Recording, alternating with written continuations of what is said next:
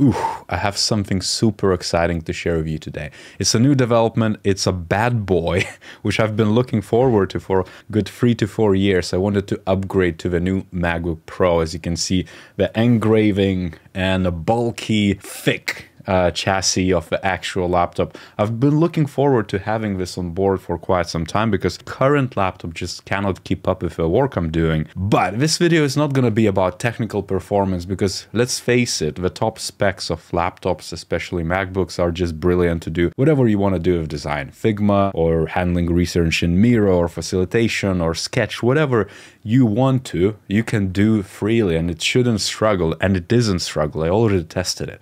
This video, however, is going to be about the UX, the actual user experience of doing stuff with this product. Because let's face it, there's quite a few different changes, some good, some not so good. So stick with me and I'm going to run through that.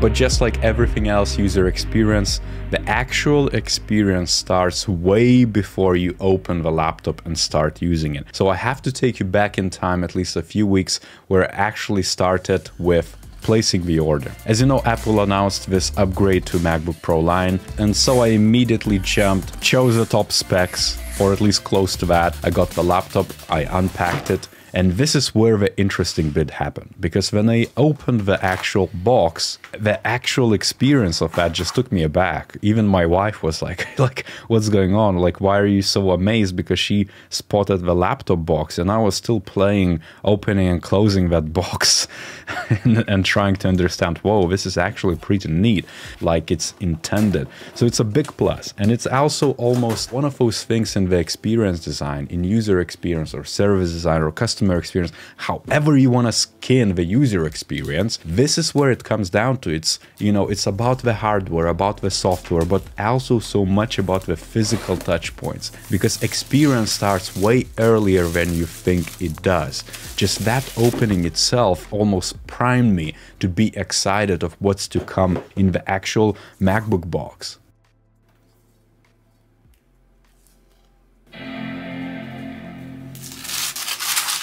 You know, the actual box contained the cables, and I think the Magsafe itself is definitely a worthy one to kind of dig deeper, because it's one of those things which are the small, delicate add-ons to the experience, which make the whole experience so cohesive. And just before I was trying to tug it and play and almost, you know, rip it out and see exactly if it works like it used to be back in the day, and it does. And it's for those cases where, one, it should protect your device, but more so what matters here and why is it such a powerful thing and add-on to user experience is the actual auditory click, the magnet pull. You know, you don't have to even aim for it, you just need to be close enough and it pulls in the charger. That alone just adds such a delight to the whole experience. And also auditory feedback of it connecting, also the actual light stating if it's charging, if it's charged orange or green light respectively, is an additional delightful step which almost takes it to a next level. And let's face it, we had this feature for quite some time before we removed it, and just going back to it, to what worked, to what actually produced superb experiences, is just a no-brainer.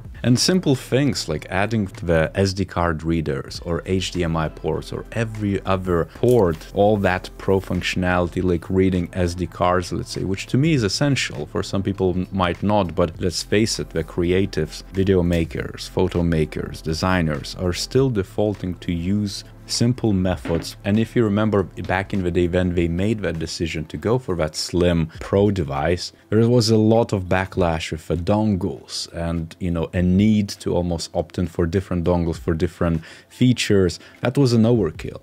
Almost going back and re-implementing the old methods sometimes saves your UX or improve at least user experience in an isolated way for myself as a user. Maybe for a business that might not make so much sense, or people are going to be, you know, from the masses put off by the bulkiness of the device. But I don't care. I want a Pro device, and me as a user is exactly what we're trying to address, my needs, not everyone's needs. And I'm super happy about that as a user. And of course, because it's bulky, because it's so heavy, I think this is a good half a kilo to a kilo heavier device. I'm sure people are gonna be put off. Let's say I showed it to my wife, who is using, I think, 13-inch, quite old MacBook Pro, and she was like, oh, this is so awful. She couldn't understand why it is as it is. And again, it's just because she might not be as pro of a user or not as, let's say, you know, heavily creative into it. And I can understand the masses are not gonna understand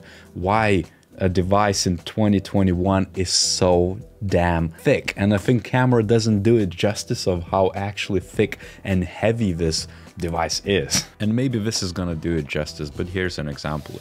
If I put it side by side with my previous model, which is 15-inch MacBook Pro, you can kind of see that there's slight difference between the chassis, right? Of course, this one is slightly bigger device as well in terms of the screen size, but the thickness, it's kind of clear to see exactly how does it compare. And I don't think it's the new device's fault. It's more so that Apple tried to trim it down way too much in the previous models. And it almost like it doesn't make sense to carry this device. I could imagine that majority of people might put it in their backpacks, but other than that, it's just gonna live somewhere in a corner of their desks because it is damned heavy. I can't remember last time that my laptop was as heavy as this bad boy is. And saying goodbye to an infamous feature, which obviously was a failure from usability and UX front, like Touch Bar, is almost like another hallelujah moment for MacBook Pros or anyone else who's actually going to use it. I'm pretty sure some of you are not going to be happy about it either, because when I reviewed the original awfulness of Touch Bars and, you know, its poor usability and objectively speaking failed UX, some of you didn't receive it well, and that's totally fine. You know, subjectively speaking, you can like whatever you want, but the awful UX of a Touch Bar thankfully got fixed or replaced with something which just works. And what I'm talking about is this beautiful matte black keyboard. And it's slightly different from previous butterfly mechanisms. It just feels quite tactile and very mechanical keyboard, even if it's quite flat. But you can immediately see that the top bar, it's no longer a touch screen. Exactly what it used to be back in the day, where you have very simple options of brightness adjustments. You have dashboard search and mute, as well as the volume controls. It's as simple as that. And last bit, which is worth noting, is that power button is still the fingerprint scanner. We go into these loops with a lot of different tech makers where, you know, they try to reinvent a wheel or just go with this wild experiment without doing further research or user testing it end to end, trying to almost maverick it and reinvent the wheel. You get these kickbacks. The pendulum just swings back because, again, UX is about quality and simplicity. And let's face it, Touch Bar was nothing like that. And even if I'm not planning to go deep into the performance side, I think one of the user experience delightful bits here, which you would definitely notice as a user, is how quick it is to open or log you in as you flip the screen. And this has been already in the typical M1 Mac processors, but with the Pro and Max, it's as smooth and as quick to just, you know, immediately open it up and you are in to do your pro work. And of course, one massive change to an experience is the notch. I don't know how you feel about it, but I totally hate it, so I might show you a few shortcuts of how to disable it. Ultimately, experience around it doesn't really change that much. Your mouse cursor just simply disappears under it. I saw online quite a few different issues with people just struggling with it. There are a ton of menu bar app items, okay? And clearly, there's maybe stuff behind the notch, but if I go up there, no. If I click in the middle of the notch, it just opens the playback menu. Now look, if I go to the playback menu, it just jumps from the left side to the right side instantly. I can't go into the notch. Like, look at this. It rides along the perimeter of the actual notch.